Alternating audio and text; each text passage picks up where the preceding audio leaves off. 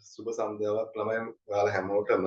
ඉතින් ඔයාලා අද එකතුලා ඉන්නේ 2027 ඒලවල් දින ඔයාලට අලුතින් අද පටන් ගන්න ආර්ථික විද්‍යා පන්තියට. ඉතින් ඉතින් මම ගැන කිව්වොත් එහෙම මම මගේ පළවෙනි උපාධිය තියෙන්නේ කැලණි විශ්වවිද්‍යාලයේ මයිකෝන් කරේකටත්. ඒකවල දෙවෙනි උපාධිය තියෙන්නේ ඒ කියන්නේ මාස්ටර් ඩිග්‍රී කරේ කැලණි විශ්වවිද්‍යාලයේමයි. ඉතින් මගේ මාස්ටර් ඩිග්‍රීට මම තෝරගත්තේ ඉකෝන්. ඉතින් A level කරන කාලේ ඉඳලම පුතේ මම ඉකෝන් වලට කැමතියි. ඉතින් ඒ නිසා කැම්පස් එකට ගියාමත් මම මාස්ටර් ඩිග්‍රිය ඉකෝන් තමයි තෝරගත්තේ. ඉතින් ආර්ථික විද්‍යාව කියන විෂය පුතේ ඇත්තටම ලේසි. දැන් ගොඩාක් ළමයි ආර්ථික විද්‍යාව තෝරගන්න බයෙන් ඉන්නවා නේද? ආර්ථික විද්‍යාව කියන්නේ ටිකක් අමාරු විෂයක්. ඒක කරගන්න බැරි වෙයි. ඒ හින්දා අපි ආර්ථික විද්‍යාව තෝරගන්න නැතුව වෙනත් විෂයක් තෝරගන්නවා කියන්නේ. ඉතින් ආසාවක් තියෙන ළමයි ගොඩක් ආර්ථික විද්‍යාව තෝරගන්න. හැබැයි ආර්ථික විද්‍යාව කියන්නේ අමාරු විෂයක් නෙවෙයි. ඒක උමනාව තියෙනවා නම් ආසාවෙන් ඉගෙන ගන්න පුළුවන් විෂයක්. මොකද අද සමාජයේ අපි දැන් YouTube ගත්තත්, SB එකේ ගත්තත්, ප්‍රවෘත්ති ගත්තත්, කඩේට ගියත්, වෙළඳපොළට ගියත් ආර්ථික විද්‍යාව භාවිත වෙන මතක තමයි ගොඩාක් අහන්න දෙන්නේ නේද? බඩු මිල වැඩි වෙන ඒවා. එතකොට අද තියෙන බඩු මිල මේ හෙට තියෙන්නේ. එතකොට බඩු මිල උච්චාවචන වෙන ඒවා. එතකොට රජයේ මැදිහත් වෙලා බඩු මිල වැඩියෙන් කියන්නේ වෙළඳුන්ට ඕන විදිහට බඩු මිල වැඩි කරන රජයේ මැදිහත් වෙලා පාලන මිලක් දාන ඒවා. එතකොට වෙළඳපොළට රජයේ මැදිහත් වීම කියලා ආර්ථික විද්‍යාව ඒකට කියනවා. එතකොට ඩොලර් එකේ අගේ වැඩි වෙන ඒවා. ඒ වගේ ගොඩාක් වචන අපිට අද සමාජය තුළ සමාජ මාධ්‍ය තුළින් අහන්න ලැබෙනවා. ඉතින් ආර්ථික විද්‍යාව විෂය ඉගෙන ගන්නකොට අපිට ඉගෙන ගන්න තියෙන්නේ මේකේ න්‍යායික දැනුම. ඉතින් න්‍යායික දැනුම අපිට විෂයත් එක්ක ඉගෙන ගන්නවා, ප්‍රායෝගික දැනුම සමාජයෙන් හම්බ වෙනවා. ඉතින් ගොඩාක් අපි ආර්ථික විද්‍යාවත් එක්ක තමයි ඉන්නේ. ඒ නිසා ආර්ථික විද්‍යාව අමාරු විෂයක් නෙවෙයි. ගොඩාක් ලේසි විෂයක්. හැබැයි ඉතින් ලේසි කියලා නිකන් හිටියොත් අපිට කරගන්න බෑ. ටිකක් මහන්සි වෙන්න ඕනේ. මහන්සි වෙලා පාඩම් කරලා එදා දින පන්තිට සහභාගී වෙලා ඒ නෝට් එක එදා පාඩම් කරලා පිළිවෙලට වැඩ කරගෙන ගියොත් අන්තිම විභාගිනකොට ආර්ථික විද්‍යාව අමාරු වෙන්නේ නැහැ. ඇත්තටම ලේසි විෂයක්. ඔයාලා ලේසියෙන්ම කරගන්න පුළුවන්. ඇත්තටම 12 ශ්‍රේණියට සහ 13 ශ්‍රේණියට විදිහට මේ සිලබස් එක කොටස් දෙකකට බෙදලා තියෙනවා. කියන්නේ පේපර් එකේ එනවනේ ආ කොටස එක්කුයි ආ කොටස කියලා. දැන් ඔයාලා දන්නවද පුතේ පේපර් එක හැදෙන විදිය? පේපර් එක හැදෙන්නේ මුදේ පත්‍රය, ප්‍රශ්න පත්‍රය කොටස් දෙකකට බෙදනවා. එකක් MCQ අර ඉරිගහන තියෙන්නේ. MCQ ප්‍රශ්න ඊට පස්සේ අය බහුවර්ණ ලියන ප්‍රශ්න ඒකේ ආ කොටස කියලා කොටසක් එනවා අය ආ කියලා කොටසක් එනවා මෙන්න මේ ආ කොටසට එනවා 12 ශ්‍රේණියට ආ කොටසට එනවා 13 ශ්‍රේණියට එතකොට 12 ශ්‍රේණියෙන් එනවා අපිට ප්‍රශ්න 5ක් එනවා 13 ශ්‍රේණියෙන් ප්‍රශ්න 5ක් එනවා MCQ ප්‍රශ්න 50ක් එනවා මේ 50න් 12 ශ්‍රේණියෙන් 25ක් එනවා 13 දින 25ක් කරන එහෙම තමයි මේ ප්‍රශ්න පත්‍රයේට ප්‍රශ්න ඇතුළත් වෙන. ඒතර මේ අපි පේපර් එකේ ලියනකොට ආ කොටසින් ප්‍රශ්න 3ක් තෝරගත්තොත් ආ කොටසින් ප්‍රශ්න 2යි තෝරගන්න. ඒ කියන්නේ ප්‍රශ්න 5යිනේ අපි ලියන්න ඕන. ලියන පේපරේට. එතකොට 12 ශ්‍රේණියේ ප්‍රශ්න 3ක් තෝරගත්තොත් 13 ශ්‍රේණියේ අදාළ විෂය විශේෂයෙන් ප්‍රශ්න 2යි තෝරගන්න. තියෙන්නේ 13 ශ්‍රේණියේ ප්‍රශ්න 3ක් තෝරගත්තොත් 12 ශ්‍රේණියට අදාළ ප්‍රශ්න 2යි තෝරගන්න තියෙන්නේ. ඉතින් අපිට මුලින් අපි දැන් අද පටන් ගන්න 12 ශ්‍රේණියට අදාළ දැන් ඔයාලා 12 ශ්‍රේණියට යන්නේ. ඒතකොට 12 ශ්‍රේණියට අදාළ පාඩම් ටික තමයි අපි මුල් අවුරුද්දේ කරන්නේ. ඉතින් ඒකට අපි ආ පේපර් එකට තමයි අපි පළවෙනි අවුරුද්දේ සූදානම් වෙන්නේ. දැන් ඇත්තටම මම දැක්කා දැන් PKM යනකොට ගොඩක් කට්ටිය දැන් දාලා දුන්න අලුතෙන් ක්ලාස් මාස 6න් A level ඉවර කරනවා අවුරුද්දෙන් A level ඉවර කරනවා කියලා. ඒකද ඇත්තටම ඒක ගොඩාක් සුදුසු නෑ. ඉතින් අර ඉක්මනට විභාගයේ පාස් වෙන ලොකු දැනුමක් තියෙන ළමයි කරනවා. හැබැයි ඉතින් ඇත්තටම අපි රජයෙන් අපිට අවුරුදු දෙකක් දීලා තියෙන්නේ. ඒක පළවෙනි අවුරුද්ද ටික අවුරුද්දක් ඇතුළත ඉගෙන ගන්න, දෙවෙනි අවුරුද්ද පිළිවෙලට ඉගෙන ගන්න, ඒ වගේ ප්‍රායෝගික දැනුමක් ලබා ගන්න. ඒ වගේම හරියට ඉගෙන ගන්න ඕනේ තමයි අවුරුදු දෙකක් ඒක අර සිලබස් එකට ඇතුළත් කරලම තියෙන. ඒ නිසා ඇත්තටම හොඳයි අපි මේක පිළිවෙලට අර සිලබස් එකේ තියෙන විදිහම අවුරුදු දෙක ඇතුළත සම්පූර්ණ කරගන්න එක. නැත්තම් ගොඩාක් අර රැල්ලට ගියාම A level fail තුන් පාරයිනේ මොනවා කරන්නද ලියන්න පුළුවන් නේද? දැන් ගොඩාක් අර මාස 6න් A level ලියනවා කියලා ගොඩාක් අය ලියලා fail වෙනවා. ඉතින් තුන් පාරක් කරාට පස්සේ ආයේ අපිට A level කරන්න බෑ. ඒ නිසා අපි අර තියෙන විදිහටම සිලබස් එකේ මේ පිළිවෙලට යන එක ඇත්තට මම නම් හිතන විදිහට හොඳ දෙයක්. එහෙනම් අපි බලමු 12 ශ්‍රේණියට මොනවද මේ අපි ඇත්තටම කරන්න තියෙන පාඩම් ටික කියලා බලමු 12 ශ්‍රේණියට අදාළ.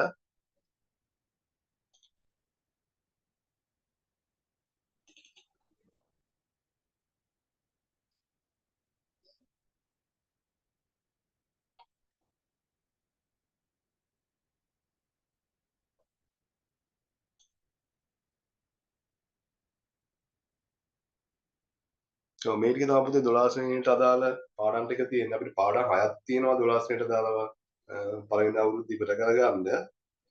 ඔයාලා මේ පාඩම් ටික බලා ගන්න. මේ පාඩම් පහෙන් තමයි පුතේ මේ ආකොටස ප්‍රශ්නය දෙන්නේ. ඔය 5යි 6යි කියන ප්‍රශ්න දෙක තියෙනවා. මේ දෙකෙන් අපිට ප්‍රශ්නෙට ওই දෙකෙන්ම එක ප්‍රශ්නයක් තමයි හැදෙන්නේ. එතකොට අපිට පළවෙනි අවුරුද්දේ ප්‍රශ්න 6ක් තියෙනවා. ඒ ප්‍රශ්න 6න් ප්‍රශ්න 5කට අපිට උත්තර ලියන්න වෙනවා ආ කොටසට. එතකොට අපි අද මුලින්ම කරන්න යන්නේ පළවෙනි පාඩම ආර්ථික පද්ධතියක මූලික ආර්ථික සහ ඒවා විසඳ ගන්න ක්‍රම කියන පාඩම.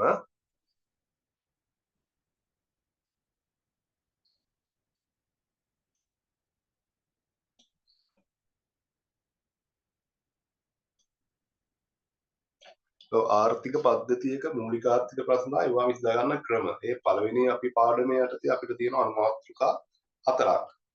ආර්ථික විද්‍යා විශේෂත්‍රය මූලික ආර්ථික සංකල්ප ආර්ථික පද්ධති නිෂ්පාදන හැකියාව මායිම් වක්‍ර. පළවෙනි පාඩමේ අපිට මේ අනුමාත්‍රිකා ටික තමයි ඉගෙන ගන්න තියෙන්නේ. ඒකේ අද පළවෙනි එක අපි පටන් ගමු ආර්ථික විද්‍යා විශේෂත්‍රය. ඒ කියන්නේ අපිට ආර්ථික විද්‍යා විශේෂත්‍රය හඳුනා ගන්න තමයි පළවෙනි අනුමාත්‍රිකාව යටතේ තියෙන්නේ. බලමු පුතේ අපි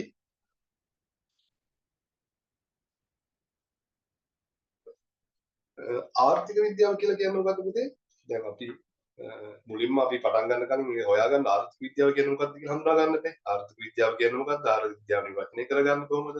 ආර්ථික විද්‍යාවේ විවිධ විද්‍යුතුන් ආර්ථික විද්‍යාව නිර්වචනය කරලා තියෙන්නේ කොහොමද කියලා අපි මුලින්ම ඉගෙන ගන්න ඕනේ මේ ආර්ථික විද්‍යාව පටන් ගන්නකොටම. එතකොට ආර්ථික විද්‍යාව කියලා පුතේ අපි බලන්න මම ටියුට් එකේ වෙලා තියෙනවා ටියුට් එක පෙරලා ගන්න ටියුට් එක කරගන්න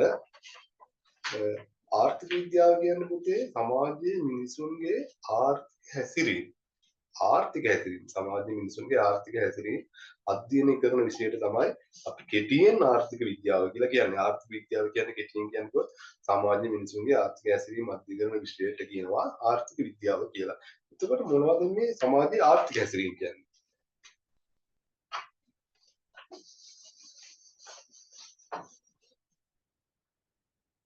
සමාජයේ ආර්ථික හැසිරීම කියන්නේ අපි දැන් සමාජයේ ගත්තොත් නම් දකිනවා මිනිස්සු භාණ්ඩ නිෂ්පාදනය කරනවා.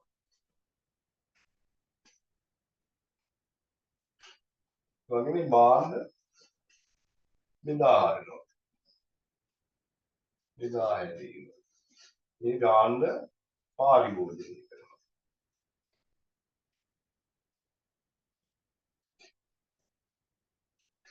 සමාජයේ මිනිස්සු භාණ්ඩ නිෂ්පාදනය කරනවා. භාණ්ඩ බෙදා හරිනවා. ඒ භාණ්ඩ පාරිභෝජනය කරනවා. එතකොට මෙන්න මේ තුනට අදාළ ක්‍රියාවලිය තමයි මිනිසුන්ගේ ආර්ථික හැසිරීම කියලා කියන්නේ. එතකොට නිෂ්පාදනයේදී නිෂ්පාදකයෝ නිෂ්පාදකයෝ තීරණ ගන්නවා. එතකොට තෝරා ගැනීම කරනවා. ඒ කියන්නේ භාණ්ඩ මොනවා නිෂ්පාදනය කරනවද, කෙසේ නිෂ්පාදනය කරනවද, කා සඳහා නිෂ්පාදනය කරනවා කියලා නිෂ්පාදකයන්ට ප්‍රශ්න තියෙනවා. මේ ප්‍රශ්න වලට නිෂ්පාදක හැසිරෙන ආකාරය, තීරණ ගන්න විදිය, එතකොට භාණ්ඩ නිෂ්පාදනය කරන මුද්‍රාව්‍ය කොපමණ උදා ගන්නවද, එතකොට වැඩි නිෂ්පාදනය කරන භාණ්ඩ මොනවද, එන්නේ වගේ ප්‍රශ්න සහ ඒවට තීරණ ගන්න විදිය තමයි නිෂ්පාදනය කියලා කියන්නේ.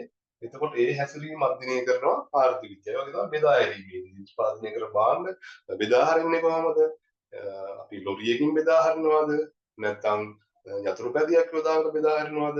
මේ වගේ බෙදා හැරීම පිළිබඳ ප්‍රශ්න වලට තීරණ ගන්න විදිය අපි ආර්ථික විද්‍යාවෙන් අධ්‍යයනය කරනවා. ඒ වගේම පාරිභෝජනයේදී මේ නිෂ්පාදනය කරන භාණ්ඩ මිනිස්සු පාරිභෝජනය කරන විදිය. එතකොට භාණ්ඩ තෝරා ගන්න මොනවද? දැන් හොඳම මොන භාණ්ඩද පාරිභෝජනය කරන්නේ? ඒ වගේ පාරිභෝජනය පිළිබඳව තියෙන මිනිස්සු හැසිරෙන විදිය, පාරිභෝජනයේදී මිනිස්සු හැසිරෙන විදිය අධ්‍යයනය කිරීම ආර්ථික විද්‍යාව. එතකොට මෙන්න මේ ඒවට තමයි කියන්නේ ආර්ථික විද්‍යාවේ ආර්ථික හැසිරීම කියන්නේ. මෙන්න මේ ආර්ථික හැසිරීම අධ්‍යයනය කරන විෂයට කියනවා අපි ආර්ථික විද්‍යාව කියලා. එතකොට සමාජයේ මිනිසුන්ගේ ආර්ථික හැසිරීම අධ්‍යයනය කරන විෂයට අපි කෙටියෙන් කියනවා ආර්ථික විද්‍යාව කියලා. එහෙනම් පුතේ අපි බලමු තවත් මේ ආර්ථික විද්‍යාව හඳුනා ගැනීම යටතේ කොහොමද අපි ආර්ථික විද්‍යාවට අපි නිර්වචනයක් ගොඩනගා ගන්න කියලා.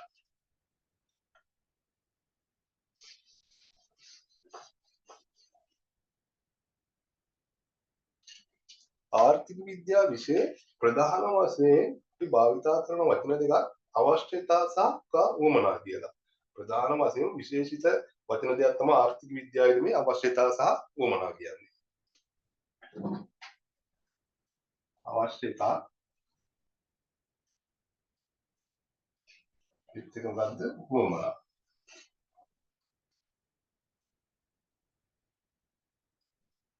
මොනවද මේ අවශ්‍යතා කියන්නේ? ඒ අවශ්‍යතා කියලා කියන්නේ මිනිසුන්ට ජීවත් වෙන්න. මිනිසුන්ට ජීවත් වීම සඳහා අනිවාර්යයෙන්ම සපුරාගත් දේවල්. ඒ කියන්නේ මිනිස්සු බැරෙන්නේ නැතුව ජීවත් වෙන්න අනිවාර්යයෙන්ම සපුරා ගන්න දේවල් තමයි කියන්නේ අවශ්‍යතා කියලා. ඒ මොනවද මේ අවශ්‍යතා? අපි කියනවා ප්‍රධාන අවශ්‍යතා තුනක් තියෙනවා. ආහාර, මිනිසුන්ට ජීවත් වෙන්න අනිවාර්යෙන් ආහාර ඕනේ. ඊට පස්සේ ඇඳුම් පැළඳුම් ඕනේ. ඇඳුම් පැළඳුම් නැතුව අපිට ඉන්න බෑනේ. ඇඳුම් පැළඳුම් ඕනේ.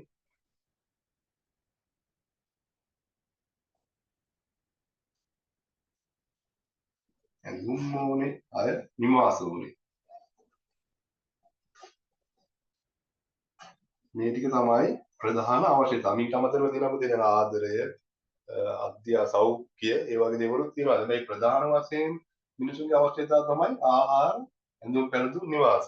මේ අවශ්‍යතා සහ වුණා කියලා අපිට දැන් පළවෙනි පාඩමේදී අනුමාත්‍රකාවක් අපිට තියෙනවා. අපි වෙනම මේ මාතෘකාවට තියෙනවා වැඩි පැහැදිලි කරනවා.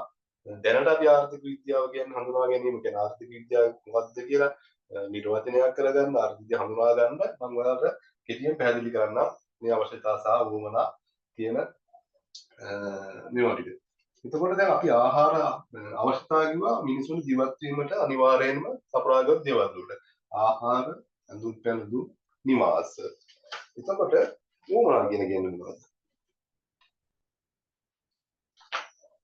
වුමනා කියනවා මෙන්න මේ ආහාර කියලා ගත්ත වුමනා කියලා මේ ආහාර කියන අවශ්‍යතාව ගත්තොත් එහෙම ඒ ආහාර අවශ්‍යතා සපුරා ගන්නා විවිධ විදිවල විවිධ ක්‍රමවලට වුමනා කියලා කියනවා අවශ්‍යතා සපුරා ගන්නා විවිධ මාර්ග විවිධ ක්‍රමවලට. එතකොට අපි ආහාර කියන අවශ්‍යතාවය ගත්තොත් එහෙම අපිට පුළුවන් බත් කන්නත් පුළුවන්. පාන් කන්නත් පුළුවන්. රොටි කන්නත් පුළුවන්. තව කෙනෙකුට පුළුවන් ඉන්දියාප්ප කන්නත් පුළුවන්. අවස්ථා කියන අවශ්‍යතාවයට ආහාර කියන අවශ්‍යතාවය අපිට සපුරා ගන්න පුළුවන්. බත් කන්නත් පුළුවන්, පාන් කන්නත් පුළුවන්, රොටි කන්නත් පුළුවන්, ඉදියාපත් කන්න පුළුවන්. ඒකෝට අපිට පේනවා දැන් අවශ්‍යතා සීමිත වුණාට මෙන්න වොමනා කියන එක අසීමිතයි. නේද? දැන් අපිට පාන් කන්න බත් කියන අවශ්‍යතා ආහාර කියන අවස්ථාවේ බත් කාලා සපුරා ගන්නත් පුළුවන්, පාන් කාලා සපුරා ගන්නත් පුළුවන්, රොටි කාලා සපුරා ගන්නත් පුළුවන්, ඉන්දියාප්ප කියලා සපුරා ගන්නත් පුළුවන් කාලා. එතකොට මෙන්න මේ වොමනා අපිට සපුරා ගන්න නම් ඉටු කර ගන්න නම් ඒකට ඕනේ බාහන ආශ්‍රය.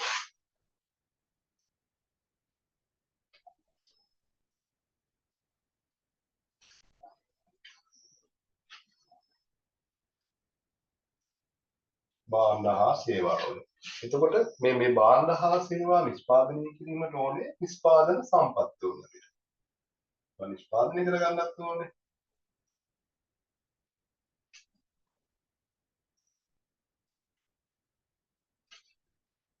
නිෂ්පාදන සම්පත් ඕනේ.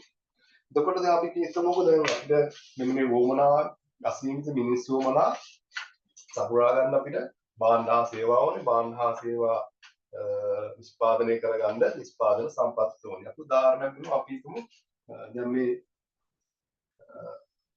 උවමනාව කියනද දැන් අපි ආහාර කියන උවමනාව පාන් කියන ආහාර කියන අවශ්‍යතාවය පාන් කියන උවමනාවෙන් අපි සපුරා ගන්නවා පාන් වලින්. එතකොට දැන් භාණ්ඩ හා සේවා අපි නිෂ්පාදනය කරනවා බේකරියකින් පාන් ගෙඩියක්. පාන් නිෂ්පාදනය කරනවා. එතකොට මේ පාන් නිෂ්පාදනය කරන්න ඕන අපිට භූමිය ඕන වෙනවා. භූමිය ඊට පස්සේ අපිට ඕන වෙනවා ශ්‍රමය ඕන වෙනවා. ආය ඕන වෙනවා ප්‍රාග්ධනය. ඊට පස්සේ ඕන වෙනවා ව්‍යවසායකත්වය.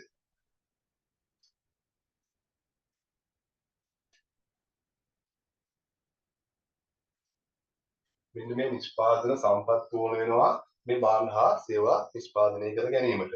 ඒතර භූමිය කියලා කියනවා ස්වභාව ධර්මයාගේ දායාදයක් ලෙස අපිට ලැබී ඇති දේවල් වලට. කියන්නේ ඉඩම්, වගා කළ හැකි ඉඩම්, වැසි ජලය, වනාන්තර එන්නේ වගේ දේවල් වලට අපි කියනවා භූමිය කියලා. එතකොට දැන් මේ පාන් නිෂ්පාදනය කර ගැනීමට ඒතර භූමිය අදාළ වෙන්නේ අපිට පාන් නිෂ්පාදනය කරන්නට යම් කිසි ස්ථානයක් ඕනේ නේද?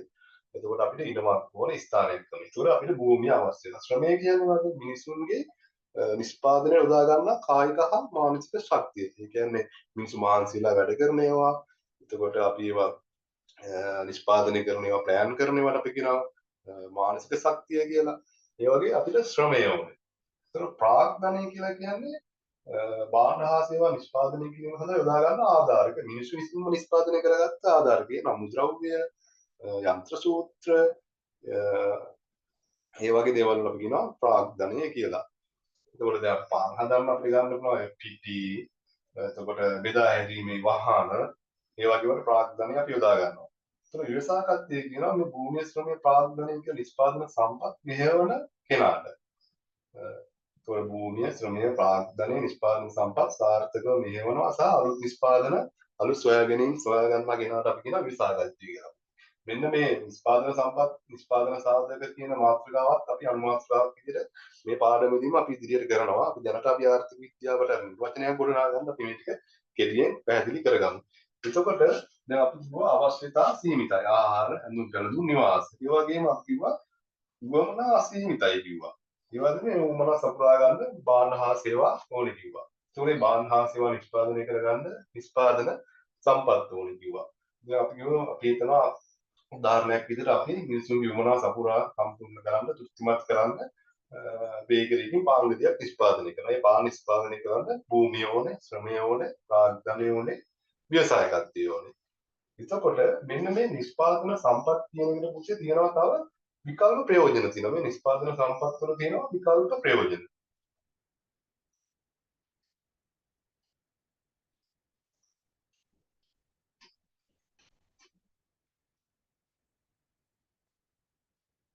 විකල්ප ප්‍රයෝජන තියෙනවා. මොනවද විකල්ප ප්‍රයෝජන කියන්නේ?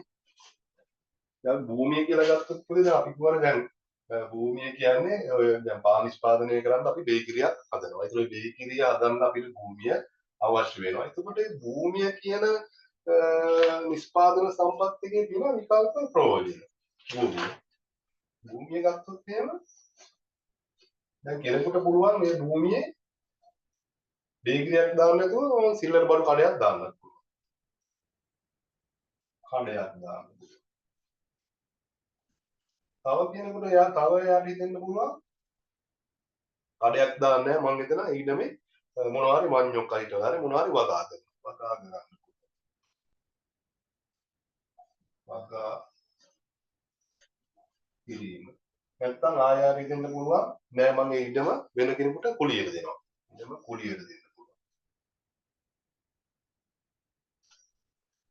කුලියට දෙන්න පුළුවන්. නැත්තම් ආයෙ පුළුවන් මුකුත් කරන්නේ කඩයක් හදන්න ඕනෙත් නෑ වගා කරන්නෙත් නෑ කුලියට දෙන්නෙත් නෑ එයාට හිතනවා මම නැවතනේ ගෙයක් හදාගන්න. නිවසක් හදන්න.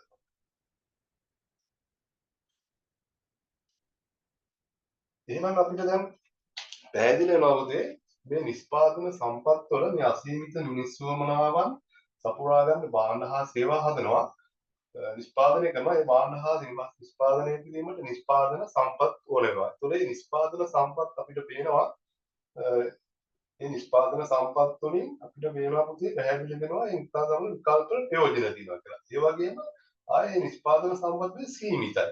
නේද? නිෂ්පාදන සම්පත් සීමිතයි.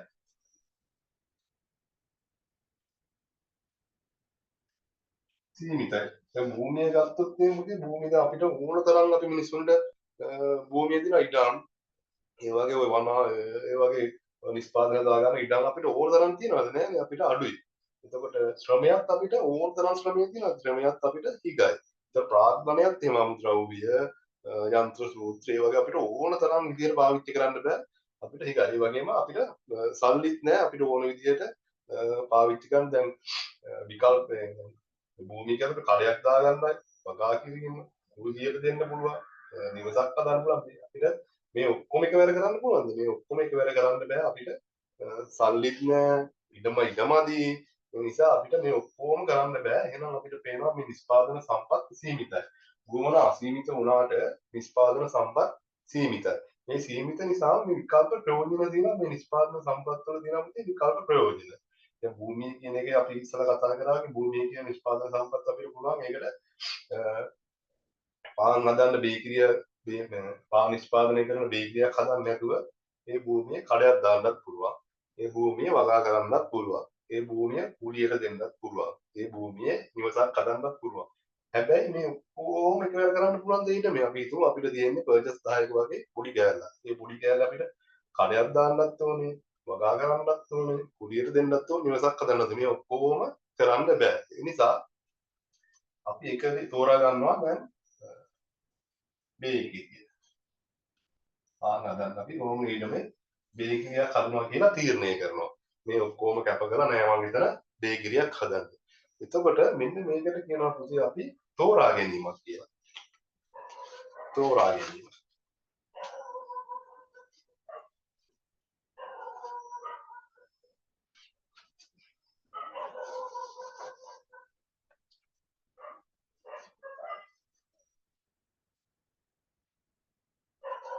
තෝරා ගැනීමක් කරන්න ඕනේ. අපි ඒක තෝරා ගන්නවා බේකිරියක් දානවා කියලා. එහෙනම් ඔන්න අය බලා ගන්න. අපිට අවශ්‍යතා සීමිතයි. ඒ මිනිසුන්ගේ ජීවත් වීම සඳහා අනිවාර්යෙන් සපුරාගත් දේවල් වලට කියනවා අපි අවශ්‍යතා කියලා. ප්‍රධාන අවශ්‍යතා තුනක් තියෙනවා ආහාර, දුක් පැළඳුම්, නිවාස. ඒ වගේම උවමනා වලට කියනවා මේ අවශ්‍යතා සම්පූර්ණ සපුරා ගන්න, තෘප්තිමත් කර ගන්න විවිධ මාර්ග වලට දැන් ආහාර කියලා ගත්තොත් අපිට බත් කන්නත් පුළුවන්, පාන් කන්නත් පුළුවන්, රොටි කන්නත් පුළුවන්, ඉන්දියාප්ප කන්නත් පුළුවන්. ඒ වගේම බාහන හා සේවා කියන මේ මිනිස්සු වන අසීමිත මිනිස්සු වන අසීමිත මිනිස්සු වන නාමික අසීමිතයි කියන අසීමිත මිනිස්සු වන සම්පූර්ණ ගැනීම සඳහා බාහන හා සේවා නිෂ්පාදනය කරනවා. මේ බාහන හා සේවා නිෂ්පාදනය කිරීමට අපිට දෙනවා නිෂ්පාදන සම්පත් ඕනේ නිෂ්පාදන සම්පත් අපි කතා කරලා සීමිතයි කියලා. මේ නිෂ්පාදන දැන් පාන් නිෂ්පාදනය භූමිය ඕනේ, ශ්‍රමය ඕනේ, ප්‍රාග්ධනය ඕනේ, ව්‍යවසායකත්වය ඕනේ. ඒ වගේම මේ නිෂ්පාදන සම්පත් වලට තියෙන විකල්ප ප්‍රයෝජන. භූමිය කියලා අපි නිෂ්පාදන සම්පත් ගත්තොත් එහෙම අපිට ඊටම යොදාගෙන කඩයක් හදන්න පුළුවන්. නැත්නම් ඊට මේ වගා කරන්න පුළුවන්. නැත්නම් ඊටම කුලියට දෙන්න පුළුවන්. නැත්නම් ඊට මේ නිවසක් හදන්නත් පුළුවන්. බේගියක් හදන්නත් පුළුවන්. දැන් අපි හිතමු මේ ඒ කෙනාට ඒ පුද්ගලයාට අවශ්‍ය වෙනවා පාන් නිෂ්පාදනය කිරීමට බේකරියක් හදන්න. එතකොට එයා මේ අවස්ථා හතරම අයින් කරලා කැප කරලා එයා බේකරියක් හදනවා. ඒකට අපි කියනවා ආර්ථික විද්‍යාවේදී තෝරා ගැනීම කියලා. එතකොට මේ සීමිත සම්පත් සීමිත නිසා විකල්ප ප්‍රයෝජන තියෙනවා. මේ විකල්ප ප්‍රයෝජන තියෙන නිසා අපිට කිසියම් තෝරා ගැනීමක් සිදු කරන්න ඕනේ.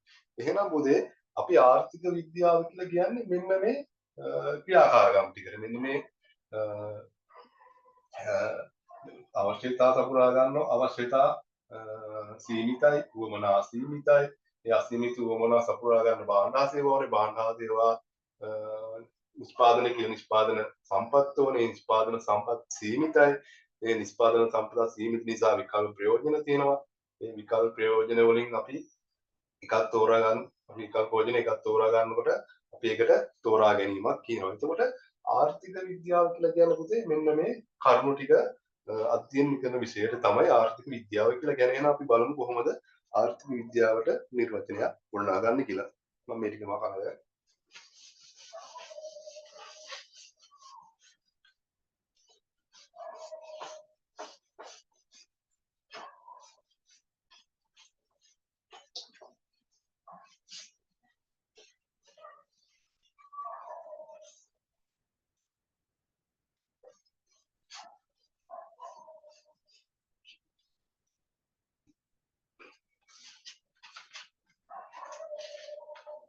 හරි අපි ඉස්සෙල්ලා කතා කරමු කියලා සම්පත් සීමිතයි කියන්නේ. අපි අර නිෂ්පාදන සම්පත් කියලා කතා කරලා ඉස්සෙල්ලා. එතකොට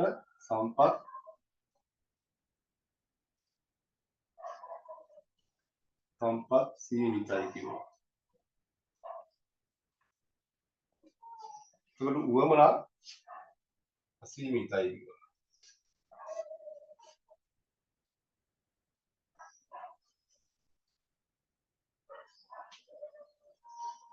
අසීමිතයි. සම්පත් සීමිතයි උවමනා අසීමිතයි. ඒ කියන්නේ මිනිසුන්ගේ උවමනා අසීමිතයි. ඒ අසීමිතයේ උවමනා වල සාපේක්ෂව සම්පත් සීමිතයි කියලා කිව්වා. ඒ වගේම අපි කතා කරා පුතේ මේ සීමිත සම්පත් වල විකල්ප ප්‍රයෝජන තියෙනවා. විකල්ප ප්‍රයෝජන තියෙනවා.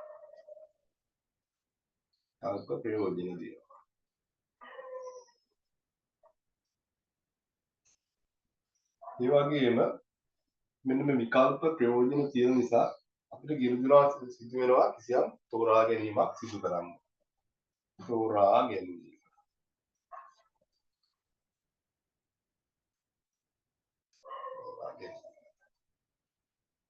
ඊට පස්සේ මිනිස්සු මේ තෝරා ගැනීම පුතේ සිදු කරන මිනිස්සු අපි ඉස්සලා කතා කරේ ආර්ථික හැසිරීම කියන නිෂ්පාදනයේදී විදා හැරීමේදී පාරිභෝජනයේදී ඒවට අපි කියන්නේ ආර්ථික හැසිරීම කියලා. ආර්ථික විද්‍යාව කියන්නේ සමාජීය ආර්ථික හැසිරීම අධ්‍යයනය කරන විෂයට. ඒකවල අපි කියන්නේ ආර්ථික හැසිරීම නිෂ්පාදනයේදී විදා හැරීමේදී පාරිභෝජනයේදී කියනවා කියලා. එතකොට මෙන්න මේ තෝරා ගැනීම කරනවා පුතේ මිනිස්සු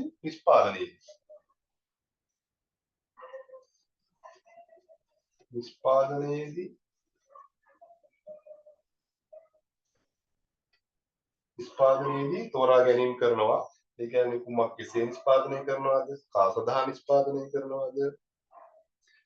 කියලා කොහොමද නිෂ්පාදනය කරනවද කියලා නිෂ්පාදනයේදී මිනිස්සු තීරීම් කරනවා. එතකොට බෙදා හැරීමේදී තීරීම් කරනවා.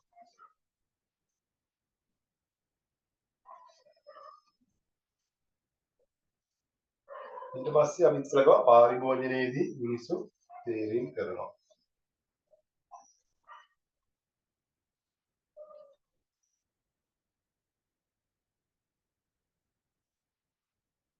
පාරිභෝජනයේදී තීරීම් කරනවා. එතකොට මිනිස්සු තෝරා ගැනීම කරනවා නිෂ්පාදනයේදී, බෙදා හැරීමේදී, පාරිභෝජනයේදී.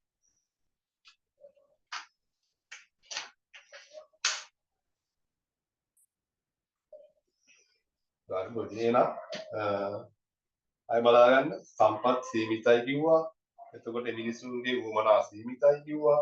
එතකොට සම්පත් සීමිත සම්පත් තුළ විකල්ප ප්‍රයෝජන තියෙනවා කියලා කිව්වා. මේ විකල්ප ප්‍රයෝජන තියෙන නිසා මිනිසුන්ට තෝරා ගැනීමක් සිදු කරන්න වෙනවා. මිනිස්සු තෝරා ගන්නවා නිෂ්පාදනයේදී, බෙදා හැරීමේදී, පාරිභෝජනයේදී. එහෙනම් උදේ අපිට ආර්ථික විද්‍යාව කියන්නේ මොකක්ද කියලා නිර්වචනයක් ගොඩනගා ගන්න පුළුවන්. විකල්ප ප්‍රයෝජන සහිත සීමිත සම්පත් වලින් අසීමිත මිනිස් උවමනාවන් සපුරා ගැනීමේදී මිනිස්සු නිෂ්පාදනයේදී, බෙදා හැරීමේදී, පාරිභෝජනයේදී තීරීම් සිදු කරන ආකාරය අධ්‍යයනය කරන විෂයට අපි කියනවා ආර්ථික විද්‍යාව කියලා. එනවා අයිත් බලා ගන්න. අපි මෙහෙම දාමුකෝ ඊට ඇරෝ දාලා විකල්ප ප්‍රයෝජන සහිත සීමිත සම්පත් වලින් අසීමිත මිනිස් උවමනාවන් සපුරා ගැනීමේදී මිනිසා විසින් නිෂ්පාදනයේදී, බෙදා හැරීමේදී, පාරිභෝජනයේදී තීරීම් සිදු කරන ආකාරය අධ්‍යයනය කරන විෂයට අපි කියනවා ආර්ථික විද්‍යාව කියලා. එහෙනම් මොන මතක තියාගන්න ලේසි නේද? ආර්ථික විද්‍යාව කියන්නේ මොකක්ද කියලා. ඒකෝ ආර්ථික විද්‍යාව කියන්නේ මෙන්න මේ ක්‍රියාවලියට. මෙන්න මේ සහාන් ටික අපි කොහෙන් හරි සටහන් කරලා පැහැදිලි කරගත්තොත් අපිට ආර්ථික විද්‍යාව කියන්නේ මොකක්ද කියලා ලේසියෙන්ම අපිට නිර්වචනයක් කරගන්න පුළුවන්. අපි එක දෙක දාමට එක විකල්ප ප්‍රයෝජන සහිත සීමිත සම්පත් වලින් තුන අසීමිත මිනිස් වමනාවන් සපුරා ගැනීම සඳහා හතර මිනිස්සු නිෂ්පාදනයේදී බෙදා හැරීමේදී පාරිභෝජනයේදී තීරීම් සිදු කරන ආකාරය අධ්‍යයනය කරන විෂයට අපි කියනවා ආර්ථික විද්‍යාව කියලා. උදේම අර ටියුට් එකේ තියෙනවා අර පොඩි මේ ආර්ථික විද්‍යාව නිර්වචනයේ කොටුවක් ඇඳලා ඒ කොටුවේ මෙන්න මේ ටික මේ ඔයාලා ඇඳ ගන්න. මේ ටික ලියා ගන්න. මේ ටික අපිට දැක්කාම ආර්ථික විද්‍යාව කියන්නේ මොකක්ද කියලා සරලවම නිර්වචනය කරගන්න පුළුවන්. මෙන්න මේ හරි නෝන.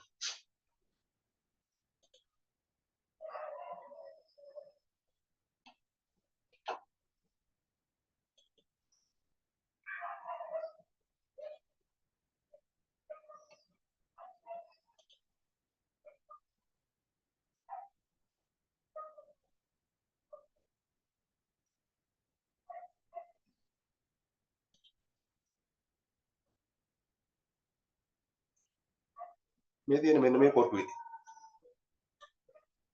මෙතන තියෙන පේපර් එකේ කොටුවේ කොටුවක් තියෙන්නේ මෙතන. ඒ කොටුවේ මෙන්න මේ සටහන ඇඳ ගන්න ඔයාලා.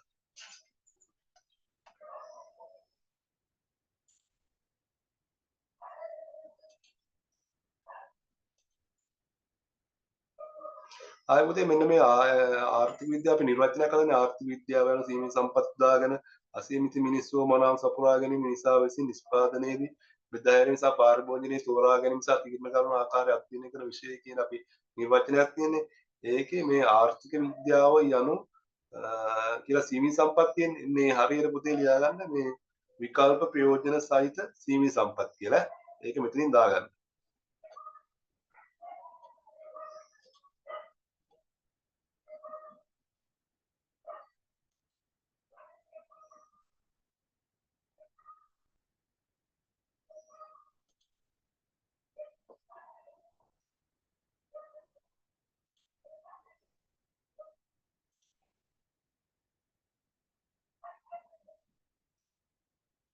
මෙන්න මේ හරියයි.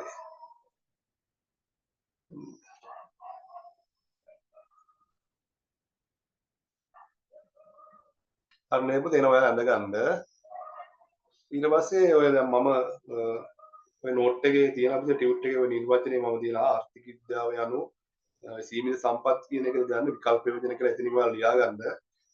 ආර්ථික විද්‍යාව යනු විකල්ප ප්‍රයෝජන සහිත සීමිත සම්පත් යොදාගෙන අසීමිත මිනිස් වමනාවන් සපුරා ගැනීමේදී මිනිස්සු විසින් නිෂ්පාදනයේදී බෙදා හැරීමේදී සහ පාරිභෝජනයේදී තෝරා ගැනීම සහ තීරණ ගනු ලබන ආකාරය අධ්‍යයනය කරන විෂයයි. ඒතකොට මේ පහළ තියෙන කොටුවේ මම ඔයාලට මේ සටහන ඇඳ ගන්න කියලා.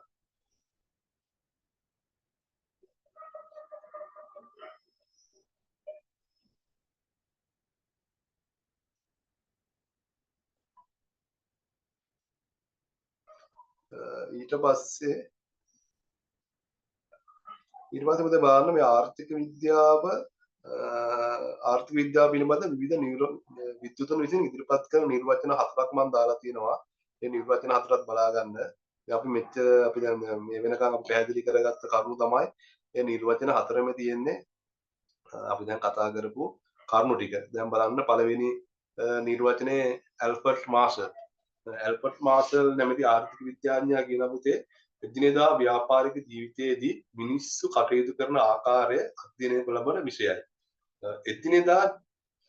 එදිනෙදා ව්‍යාපාරික ජීවිතයේදී අපි කියුවා නිෂ්පාදනයේදී බෙදා හැරීමේදී පාරිභෝජනයේදී කියලා. ඒක තමයි මෙතන පෙන්වන්න කරලා තියෙන්නේ, අදහස් කරලා තියෙන්නේ ඇල්බර්ට් මාර්ෂල් නැමැති ආර්ථික විද්‍යාඥයා. එතකොට ආය තව දෙවෙනි නිර්වචනයක් තියෙනවා ලයනල් රොබින්ස්.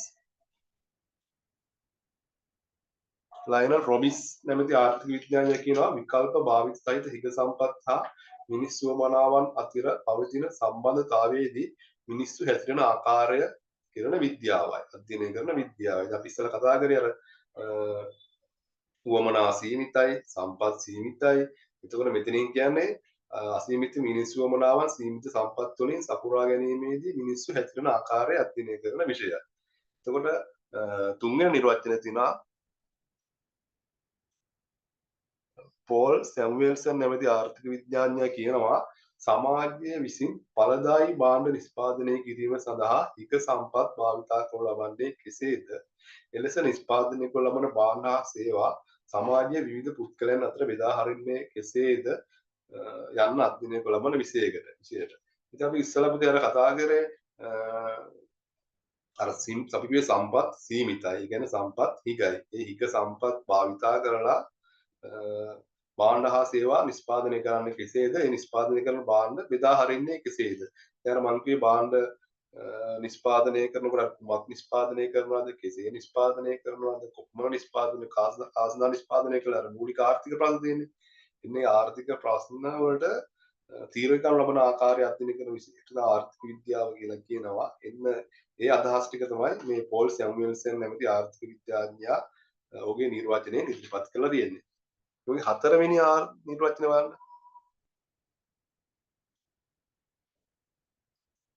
ජෝන් මෙනාඩි කේන්ස් කියනවා ආර්ථික විද්‍යාව වූ කලී කිසියම් දර්ශනයක් හෝ මතවාදයක් හෝ නොව නිවැරදි නිගමනය කරා එළඹීමට මනස ආධාරකයක් සපයන මෙවලම් කට්ටලයකි.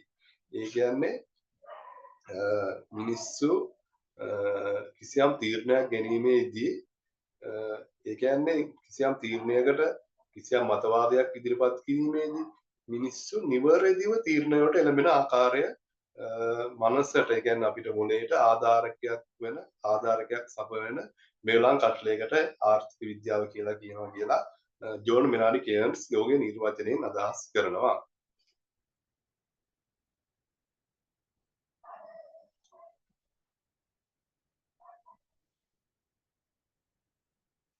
නෝට් එක බලද්දී නෝට් එකේ තියෙනවා ඉහත ආර්ථික විද්‍යා විෂය හැඳින්වීම ඉදිරිපත් කළ 1 2 3 යන නිර්වචන ආර්ථික විද්‍යා විෂය ක්ෂේත්‍රය අධ්‍යයනය කිරීම සඳහා යොමු ඒවා වේ. අංක 4 නිර්වචනය ආර්ථික විද්‍යාව තුළ භාවිතා කරන ක්‍රමවේදා ශිල්පීය ක්‍රමය අවධාරණය යොමු ඇත අපි පැහැදිලි කරගත්තේ. ඒතොර ආර්ථික විද්‍යා විෂය ක්ෂේත්‍රය නිර්වචනය ඒ කියන්නේ මේ ඔක්කොම නිර්වචන අපි සැලකිල්ල ගත්තොත් අපිට පුළුවන් ආර්ථික විද්‍යාව කියන්නේ මොකක්ද කියලා කෙටි නිර්වචනයක් ගොඩනගා ගන්න. දැන් මේකේ සඳහන් වෙනවා පුතේ මම ලියලා තියෙනවා විකල්ප භාවිත සහිත හික සම්පත් හා අසීමිත මිනිස්සු වනාම අතර සම්බන්ධතාවය අධ්‍යයනය කරන විෂයට ආර්ථික විද්‍යාව කියලා.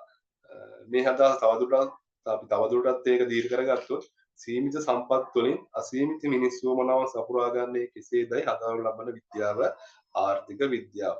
අපි අර කතා කර මෙන්න මේ සටහන් කරගත්ත ටිකට තමයි ඔය දැන් ඔය ආර්ථික විද්‍යාව කියලා මොකක්ද කියලා ඔය නිර්වචන කීපෙම අදහස් උනේ මෙන්න මේ කරුණු ටික නේද? සීමිත අසීමිත මිනිස්සු වන අසීමිතයි සම්පත් සීමිතයි සීමිත සම්පත් වල විකල්ප ප්‍රයෝජන තියෙනවා. විකල්ප වල තෝරා ගැනීම කරනවා මිනිස්සු තෝරා ගන්නවා නිෂ්පාදනයේදී බෙදා හැරීමේදී පාරිභෝජනයේදී මෙන්න මේ ක්‍රියාවලිය තමයි පුතේ ඔය නිර්වචන කීපෙම දැක්කේ නේද? එතකොට අපිට සරලව ආර්ථික විද්‍යාව කියලා කියන්න පුළුවන්. අපි දැන් හිතුවොත් එහෙම අපිට දැන් කිව්වොත් එහෙම කෙටියෙන් ආර්ථික විද්‍යාව යන කුමක්ද කියලා නිර්වචනයක් ගොඩනගා ගන්න නිර්වචනයක් ඉදිරිපත් කරන්න කියලා කිව්වොත් එහෙම අපිට කියන්න පුළුවන් මෙන්න මේ විකල්ප ප්‍රයෝජන සහිත සීමිත සම්පත් වල අසීමිත මිනිස්සු මොනවා සපුරා ගන්න ආකාරය අධ්‍යයනය කරන විෂයට ආර්ථික විද්‍යාව කියලා කියන්න පුළුවන් කෙටියෙන්.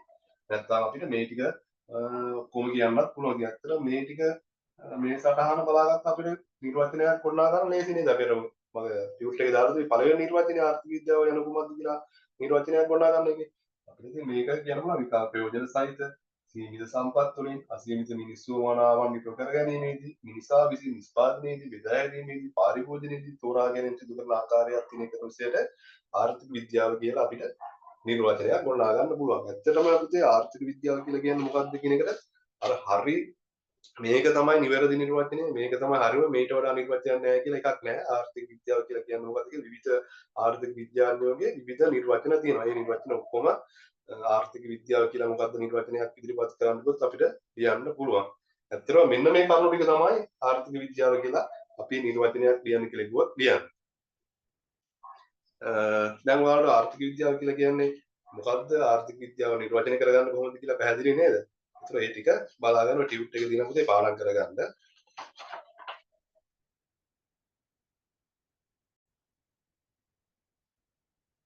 පුතේ අද ගොඩක් අය පන්තියට සහභාගී වුනේ නැති නිසා අද මම මෙතනින් නවත්තන්න. මේ රෙකෝඩින් එක පුතේ මම ගෲප් එකට දානවා. එතකොට සහභාගී වුනේ නැති අය රෙකෝඩින් එක බලලා පන්තියට සහභාගී වෙනවා නම් ඊළඟ සතියේ සහභාගී වෙන්න. සහභාගී වෙන අය මැසේජ් එකක් දාන්න ගෲප් එකට ලබන සතියේ මම පන්තියට සහභාගී වෙනවා කියලා. මේ වගේ පුතේ දැන් මම ඇත්තටම ලොකු ගාණක් ගන්නෙ නෑ. දැන් ක්ලාස් වල ඔයාලට දන්නවා ගොඩාක් ක්ලාස් වල ලොකු ගණන් අය කරනවා නේද? 2500යි 3000යි ඒ වගේ ගොඩාක් 2000යි ඒ වගේ ගොඩාක් ලොකු ගාණක් අය කරන. ඇත්තටම ගොඩාක් ලොකු ගාණක් මම අය කරන්නේ නෑ ක්ලාස් වලට. පොඩි ගාණකින් පටන් ගන්න. මොකද ගොඩාක් දැන් මේ දවස්වල ආර්ථික අපහසුතාවය මොකටම තියෙනවා නේද? දැන් රුපියල් 2500ක් 3000 විෂයන් තුනට කරන එතකොට විෂයන් තුනට ගත්තොත් එහෙනම් අපිට සාමාන්‍යයෙන් රුපියල් 10000කට වඩා වියදම් වෙනවා නේද? ඉතින් ඒක ලොකු බරක් දෙමව්පියන්ට. ඒ නිසා තමයි මම තීරණය කරේ ලොකු ගාණක් ගන්න නෑ. 1200ක් වගේ තමයි ක්ලාස් එකට අය කරන්නේ මාසෙටම. ඉතින් මම ඔයාලට මේ වගේ ටියුට් එකක් PDF එකක් ඔයාලට එවනවා හැම සතියෙම සතියට කරන්න ඕන ටික. ඒක ඔයාලා print out එකක් දාගන්න. print out එකක් දාගෙන පාඩම් පළවෙනි අවුරුද්දේ පාඩම් 6 ෆයිල් එකක් හදාගෙන අපි දැන් එක පාඩම ඉවර කරගත්තා. ඒ පාඩමකට අදාළ ටියුට් ටික එකතු කරගෙන එක ෆයිල් එකකට දාන්න. ඒ වගේම දෙවෙනි පාඩම එකතු කරනකොට ෆයිල් එකකට දාගෙන ෆයිල් 6ක් තියෙනවා. ඒකට අපිට පළවෙනි අවුරුද්දේ දෙවෙනි අවුරුද්දේ තව ෆයිල් 6ක් තියෙනවා. ෆයිල් 12ක් විතර ෆයිල් මෝඩ් නැහැ. ඔයාලට ඉතින් මේ ටික පිළිවෙලට එක තැනකට පිළිවෙලට තියාගන්න. ඉතින් ටියුට් වල මම හිතන්නේ print ගන්න ගොඩාක් ලොකු වියදමක් යනවා. රුපියල් 40ක් වගේ ආයි ඔයාලට සතියකට. එතකොට ඔයාලා මාසෙම ගත්තා print out වලටත් රුපියල් 150ක් 200ක් විතර යයි. ඉතින් නේද? පන්තියට 1200 print වලට 200 රුපියල් 1400ක් දෙනවා වලට මාසෙටම යන්නේ. නේද? දැන් ගොඩාක් ක්ලාස් වල මම දැක්කා 3000කට තියෙනවා. ඒතකොට ටියුට් එක ගෙදරට එවනවා කියන ඇත්තටම ටියුට් එක මම හිතන්නේ ගෙදරට එවන්න ඕනේ නැහැ. ඉතින් මට එවන්නත් පුළුවන්. ඒ වගේ තියෙන ලොකු වියදමක් යනවා ටියුට් වලට එවන්න. ඉතින් ඒක තේරුම් ගන්න නැහැ. ඔයාලා print එකක් දාගන්න පුළුවන් මේක. දැන් print out දාන දැන් ඕන තරම් තියෙනවා. රුපියල් එක පැත්තකට මම හිතන්නේ 8ක් 10ක් ඒ වගේ ගන්න. ඉතින් ඔයාලා මේ print out එක දාගන්න පුළුවන්. එක සතියකට රුපියල් 40ක් වගේ යන ගානකට. ඉතින් ඒ නිසා අපි මේ විදිහට පන්ති කරගෙන යමු. ඉතින් තව කෙනෙකුට ඕන නම් හිතනවා නම් මේක print out දාන්න ඕනේ නැහැ. පොතක් කරන් ලියා ගන්නවා කියලා ඉතින් ෆෝන් එකට එවුවාම මේ PDF එක බලාගෙන මම කලින් එවනවා කොහොමද දවස් දෙකකට විතර කලින් එවනවා PDF එක නෝට් එක සාකච්ඡා කරන. ඒකට ඔයාලට පුළුවන් ඕන නම් පොතක් අරගෙන පොතක වුණත් ඒක ලියා ගන්න. ඉතින් ගොඩාක් ඔයාලට මම ලියන්න දෙන්නේ නැහැ. අපි පාඩම් ටික ඉවර කරලා ඉවරලා අපි ප්‍රශ්න පත්‍ර කරන්නත් ඕනේ. එතකොට අපි මේ අවුරුද්දේ මේ දැන් මේ පළවෙනි පාඩම කළා විනාඩි පස්සේ මම පේපර් එකක් හදනවා පළවෙනි පාඩමට අනුමාන ප්‍රශ්න සහ පසුගිය විභාග ප්‍රශ්න දාලා පේපර් එකක් හදනවා පළවෙනි පාඩමට අදාළ වෙන ප්‍රශ්න ටික. ඉතින් ඒ වගේ තමයි මේ කරගෙන යන්නේ දෙවෙනි පාඩමත් ඉවරනවා පේපර් එකක් හදනවා තුන්වෙනි පාඩම ඒ වගේම අපි පාඩම් ටික ඉවරනකොට පේපර් හදලා පේපර් කරලා හොඳ ස්ථාවරයක් හදා ගන්නවා විභාගේ ලඟ වෙනවා. රිවිෂන් කරනවා පළවෙනි අවුරුද්දේ වුණාට පස්සේ දෙවෙනි අවුරුද්දේ ඉඳලා ප්‍රශ්න පත්‍ර පන්තිය කරනවා මේ ඔක්කොම පුතේ මම වැඩි වල හැම ගාණක් ගන්න පේපර් පන්තියටයි තියරි පන්තියටයි ටියුෂන් පන්තිය කරත් 1200යි ගන්න ඊළඟ අවුරුද්දේ. අපි ටියුෂන් පන්ති දැම්ම කරන්න ඕනේ නැහැ. අපිට දැන් 12 ශ්‍රේණිය තියෙනවානේ. 12 ශ්‍රේණියෙන් අපිට මේ තියරි ක්ලාස් එක කරගෙන යන්න පුළුවන්. එහෙනම් පුතේ ලබන සතියේ ඔයාලා පන්තියට සහභාගී වෙනවා නම් මෙසේජ් එකක් දාන්න ගෲප් එකට. මගේ නම්බර් එකක් තියෙනවා. ඒ නම්බර එක බලලා මෙසේජ් එකක් දාන්න WhatsApp එකට. හරි එහෙනම් හැමෝටම සුබ අනාගතයක්